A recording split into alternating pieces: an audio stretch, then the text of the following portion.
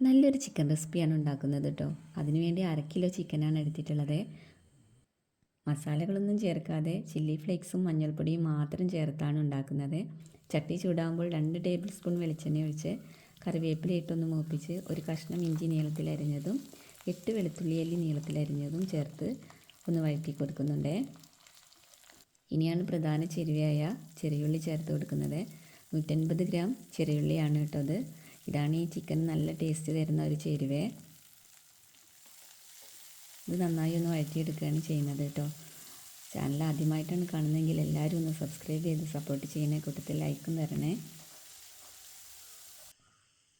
ഇത് അത്യാവശ്യം ഒന്ന് വഴറ്റിയെടുത്തതിന് ശേഷം 1/2 ടീസ്പൂൺ മഞ്ഞൾപ്പൊടിയും 2 ടീസ്പൂൺ ചില്ലി ഫ്ലേക്സുമാണ് ചേർത്ത് കൊടുക്കുന്നത് കേട്ടോ. ഇതൊന്ന് ഇളക്കി മൂപ്പിച്ച് ഈ ഒരു പാകമാവുമ്പോൾ നമ്മൾ ചിക്കൻ കഷ്ണങ്ങൾ ഇട്ട് കൊടുക്കുകയാണ് ചെയ്യുന്നത്. ചിക്കനും ചേർത്ത് നന്നായി ഒന്ന് വഴറ്റിയെടുത്തതിന് ശേഷം 1/4 ടീസ്പൂൺ ഉപ്പ് ചേർത്ത് കൊടുക്കുന്നുണ്ട്.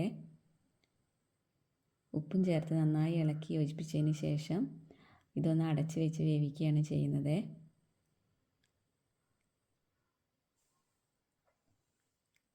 വെള്ളമൊന്നും ചേർത്ത് കൊടുക്കണ്ട കേട്ടോ.